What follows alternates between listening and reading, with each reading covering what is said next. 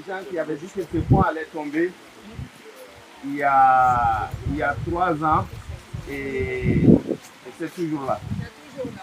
Et je pense que dans 3000 ans, peut-être, ça serait encore là. Et ce pont, il a été fait à 6 millions avec le micro-barrage à côté.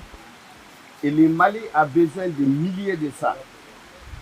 Sur le même type de pont comme ça en béton, au lieu de 6 millions, vous allez mettre minimum 30 à 40 millions.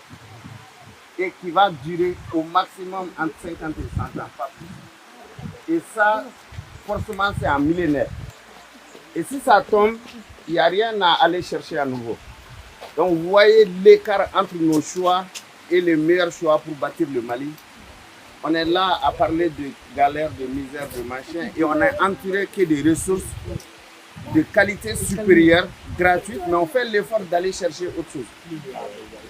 Comment on peut se développer en raisonnant comme ça? Comment on peut se développer en agissant, en ne voyant pas des choses concrètes comme ça? La maison que vous voyez à côté, vous pouvez l'habiter et vous désabonner de IDM.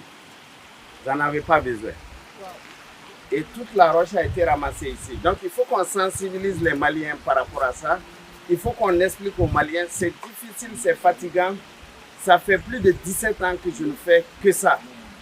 On dépense son argent et on ne sait pas qu'est-ce que ça va donner comme résultat. Mais là, avec l'espoir des différents ponts qu'on a fait, bientôt on sera à 10 ponts au Mali. Quand j'ai voyagé au Mandé il n'y a pas longtemps, pour aller voir un endroit où il y a un besoin crucial de pont. En terminant la visite, juste à côté du site du pont, comme ça, on montrait un endroit. On m'a dit, une femme enceinte est décédée ici, l'hivernage passé. C'est un endroit où la hauteur d'eau dépasse 7 mètres.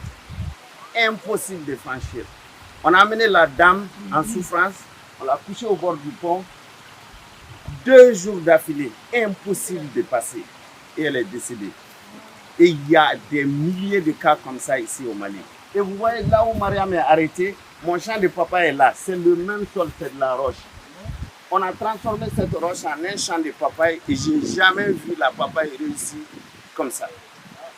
On a juste amené un peu de terre de la taille de 50 cm et vous voyez les résultats. Donc le Mali, c'est plus qu'un paradis. Il faut juste un peu d'idées pour transformer ce potentiel en réel, que les chômeurs tous ils aient du boulot, que tout le monde soit heureux et qu'on arrête avec les importations. Il y a tout ici.